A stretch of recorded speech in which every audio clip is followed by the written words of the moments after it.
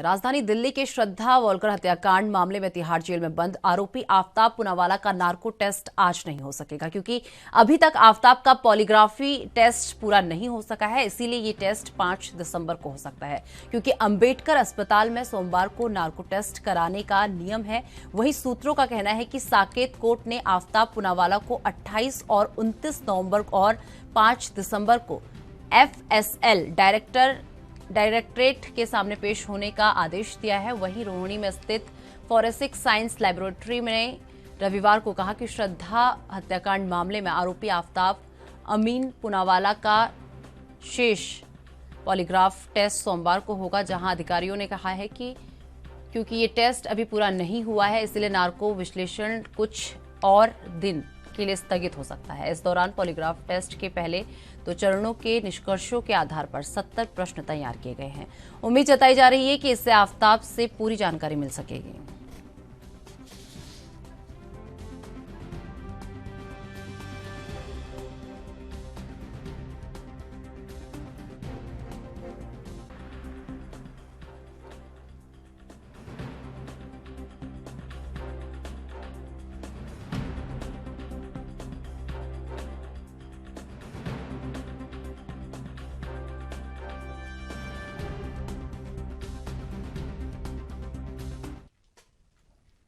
तो इस खबर पर तमाम जानकारी के साथ हमारे संवाददाता राजीव तिवारी इस वक्त जुड़ चुके हैं। राजीव, जिस तरीके से बात कर ली जाए श्रद्धा हत्याकांड को लेकर बात कर लें तो श्रद्धा हत्याकांड के आरोपी आफताब का आज जो है नार्को टेस्ट नहीं हो पाएगा। क्या कारण है, किन कारणों की वजह से नार्को टेस्ट में इतनी देरी हो रही है?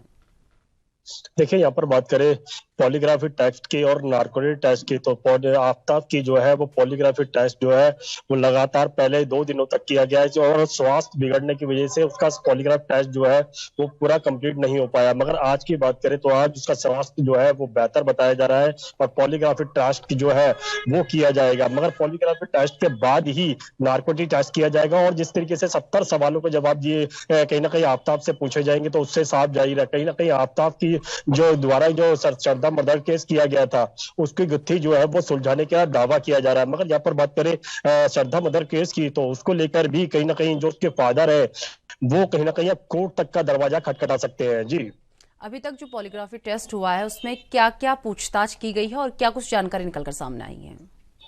देखिए, यहाँ पर बात करें पॉलीग्राफी टेस्ट की तो पॉलीग्राफी टेस्ट जो है वो लगातार पिछले 2 दिनों के अंदर किया गया था, तो उसकी वजह से कहीं ना कहीं उसका स्वास्थ्य बिगड़ने की वजह से आफताब का वो टेस्ट जो है वो कंप्लीट नहीं हो पाया। मगर अब जो है कहीं ना कहीं जो उसका पॉलीग्राफी टेस्ट है वो अब किया जाएगा और उसके आधार पर ही नार्कोटिक टेस्ट किया जाएगा। मगर यहाँ पर श्रद्धा मर्डर केस को लेकर जो सवाल थे आफताब से वो कहीं ना कहीं ज्यादातर यही थे कि उसने हत्या क्यों की और यहाँ तक कि जो बार बार वो गुमराह कर रहा था कि उसने आपसी लड़ाई हुई थी इसकी वजह से हत्या की गई। मगर उसके बाद में जो फ्रिज खरीदा गया यहाँ तक कि उसके अकाउंट से पैसे ट्रांसफर किए गए, इस तरीके के सवाल जो है वो लगातार आफताब से किए जा रहे हैं। मगर आफताब देखना होगा कि किस तरीके से सवालों का जवाब देता है, क्योंकि अभी तक यही जानकारी मिल पा रही है कि लगभग 70 सवाल है उसके जवाब जो है वो आफताब से इकट्ठे करने हैं। मगर आफताब जिस तरीके से अपने आप को बचाने की कोशिश कर रहा है और जिस तरीके से उसका स्वास्थ्य बिगड़ा था उसके बाद में कहीं ना कहीं जो पॉलीग्राफी टेस्ट था वो रोक दिया गया था। मगर अब उसका स्वास्थ्य जो है वो बेहतर बताया जा रहा है और अब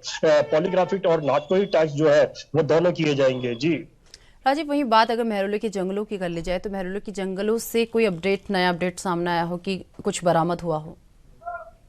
देखिए, मैरोली के जंगलों की बात करें या फिर गुड़गांव के जंगलों की बात करें, वहां पर भी लगातार पुलिस की जो छानबीन थी वो लगातार देखने को मिली। यहाँ तक कि जो उसके शरीर के अंगों की बात करें वो हद तक जरूर मिले थे, मगर अभी पूरे जो शरीर के अंग है वो नहीं मिल पाए हैं। मगर लगातार कहीं ना कहीं पुलिस के द्वारा कहीं ना कहीं उससे पूछताछ की जा रही है। रिमांड भी कोर्ट के द्वारा मांगा गया था, साकेत कोर्ट के द्वारा। मगर यहाँ पर जिस तरीके से आफताब से सवालों का सिलसिला जो है वो अभी भी जारी है और उसी के आधार पर ही पॉलीग्राफिक और नार्कोटिक टेस्ट जो है वो होता हुआ नजर आएगा। अगर आफताब के द्वारा सवालों के जवाब सही दिए जाते हैं तो कहीं ना कहीं इस केस को खत्म करने के लिए दिल्ली पुलिस जो है जो प्रयास कर रही है वो सफल होता हुआ नजर आएगा। जी, वही बात अगर राजीव इस पूरे केस में हिमाचल और उत्तराखंड की कर ली जाए, क्योंकि यहां जाने की बात भी कही जा रही थी, तो अब तक उत्तराखंड और हिमाचल से क्या जानकारी सामने आ पाएगी?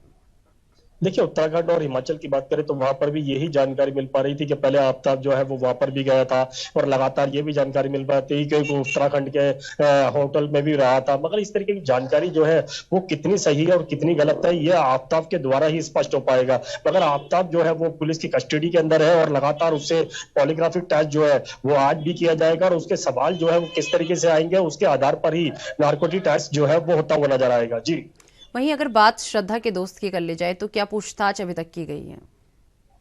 देखिए, उस श्रद्धा के जो मित्र बताए जा रहे थे उनसे भी कहीं ना कहीं पूछताछ की गई कि आखिरी मैसेज कब आया था, और इस तरीके की जानकारी जो है मर्डर की उसको कब जानकारी मिल पाई, और यहाँ तक कि जो आफ्ताब और श्रद्धा को वो कब से जानता था, श्रद्धा को कब से उसकी जानकारी थी। ये सारी तमाम जो सवाल है उससे भी पूछे जा रहे हैं, और यहाँ तक कि जो उसके पिता है उनसे भी कहीं ना कहीं कुछ सवाल किए गए थे। मगर जहाँ पर बात करें श्रद्धा के फादर की, तो फादर जो है वो लगातार मुंबई के साथ साथ दिल्ली के अंदर भी आके रहना चाहते हैं, और कहीं ना कहीं कोर्ट के माध्यम से कहीं ना कहीं इंसाफ मांगते हुए नजर आ रहे हैं। जी।